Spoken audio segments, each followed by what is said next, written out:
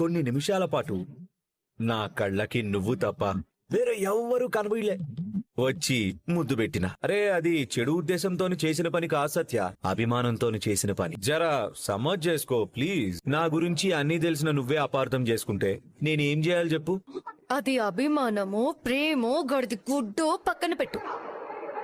ఇంట్లో అందరి ముందు పరువు పోయినట్టయింది కదా. పబ్లిక్ గా ముద్దు పెట్టడం ఏంటి అంటూ అందరూ ఎగితాళిగా నవ్వారు. ఇప్పుడు వాళ్ళకి నా మొహం ఎలా చూపించను? జరిగింది నువ్వు తప్పితే ఎవ్వరూ తప్పు అనుకుంటలే సత్య. అంటే నా ఉద్దేశం, వాళ్ళ దృష్టిలో మనం మొగుడు పెళ్ళాలం కదా, అంటే కలిసున్న మొగుడు పెళ్ళాలం కదా, సరదాగా తీసుకుంటారు. మీదికెళ్ళి మనం కలుసుకున్నందుకు ముచ్చట పడతారు.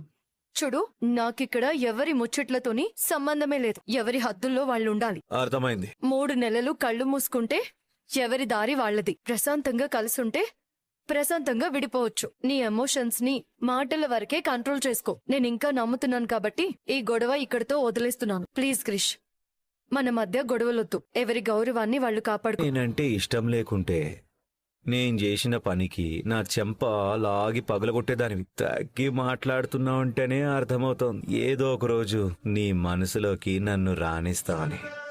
హరే కృష్ణ, నీ పొలంలో మొలకలొచ్చిరా. నాన్న, ఇంకొకసారి ఆలోచించండి. పోలీస్ కంప్లైంట్ ఇస్తే తప్ప కాళీని కంట్రోల్ చేయడం కష్టం.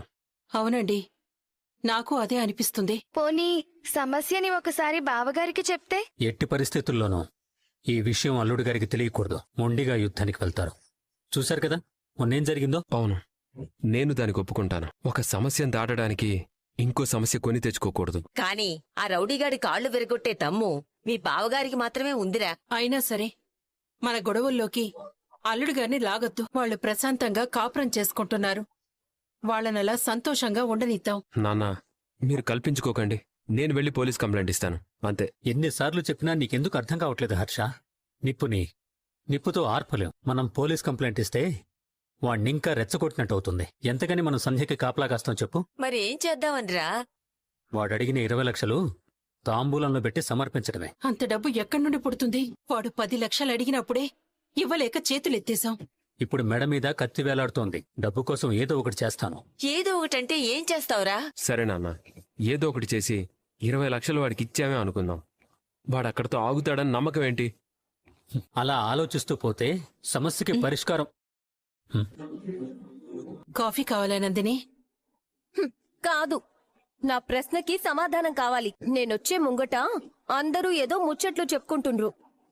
నన్ను చూడంగానే టీవీ బంద్ పెట్టుకున్నట్టు అందరూ నోళ్లు బంద్ పెట్టుకున్నారు. ఎందుకట్లా? నేను వినకూడని విషయమా? లేకుంటే నా మీద చాడీలు చెప్పుకుంటుండ్రా? నీ మీద చాడీలు ఎందుకు చెప్పుకుంటాం? మరేం మాట్లాడుతున్నారు? ఇప్పుడు గాని ఖాళీ విషయం నందినికి తెలిస్తే క్రిష్కి చెప్పేస్తుంది. మాట్లాడరేంది? ఏదో పిచ్చాపాటి మాట్లాడుకుంటున్నాం. నువ్వు కూర్చో. నీ కొడుకు అబద్ధం చెప్తున్నాడు కదూ? అదేం లేదమ్మా. మనిషి ముంగిట మాత్రం నా మీద పట్టలేని ప్రేమలు కురిపిస్తారు. ఇది నా ఇల్లు అంటారు. నేనంటే ఇష్టము ప్రాణం అనుకుంటూ పెద్ద పెద్ద స్తోత్రాలు చెప్తారు. కాని నన్ను మాత్రం పరాయి దాని లెక్క చూస్తారు. చెప్పినా కదా ఎవ్వరిని నమ్మకూడదని. వదినా రా, ఇలా వచ్చి కూర్చో. అవసరం లేదు. మీరు మీరే ముచ్చట్లాడుకోండ్రి. అమ్మా నందిని. వదిలి. ఏంటక్క ఇలా వచ్చావు? బోరు కొడుతుంది సత్య. ఎవ్వరు ఏ పని చేయనివ్వడం లేదు. ఈ టైంలో నీకదే మంచిది కదా అక్క. ఎంత రెస్ట్ తీసుకుంటే అంత మంచిది. అక్క, నా ఫోన్ రింగ్ అవుతున్నట్టుంది. నువ్వు ఈ కూర కలుపుతూ ఉండు, నేను ఇప్పుడే నా మొబైల్ తీసుకొస్తాను. సరే. సత్య, ఏం కూర చేస్తున్నావే?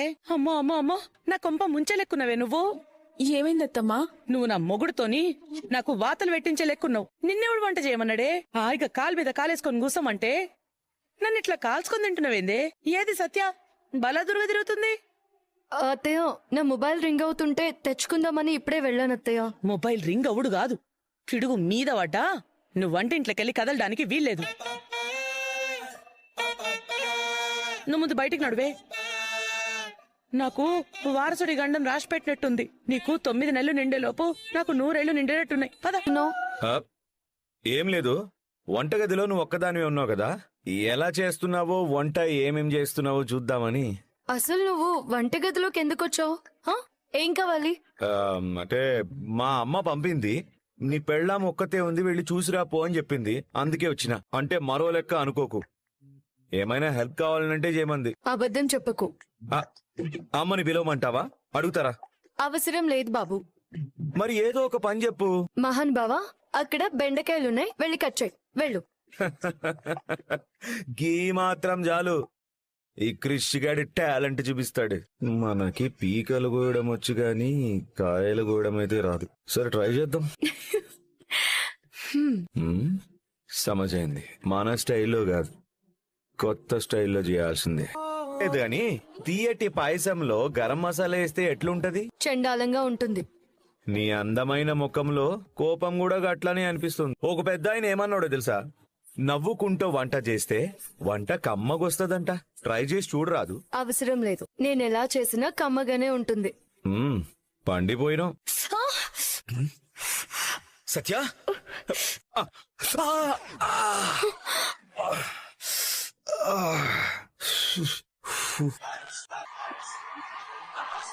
అబ్బా, ఉఫ్ఫు, ఉఫ్ఫు.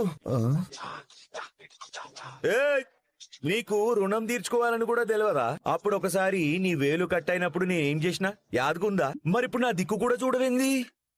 మ్మ్. నీ నాటకాలు నాకు బాగా తెలుసు కాబట్టి. అబ్బో, పండిపోయినా సరిపోయింది. ఆహాహాహాహా, 25 సంధి ఏ దినమైనా గిట్ల వంటింట్లోకి వచ్చినావురా? గిట్ల నాకు సాయం చేసినావా? పెండ్లం కష్టపడుతుంటే చూడలేక ప్రేమ పొంగుకొచ్చిందా? హలో, నువ్వు టమాటాతో కొట్టాల్సింది నన్ను కాదు, బాపుని. నీకు సాయం చేయాల్సింది నేను కాదు, నీ మొగుడు. పోయి అడుగు. నిన్ను చూస్తున్నా. పెండ్లైన సంధి నీ వ్యవహారాలన్నీ మస్తు చూస్తున్నా. ఈసారి నా తానుకొచ్చి చికెన్ సూప్ చెయ్యి, మటన్ కర్రీ చెయ్యి అంటావు కదా, గప్పుడు చెప్తాను నీ సంగతి.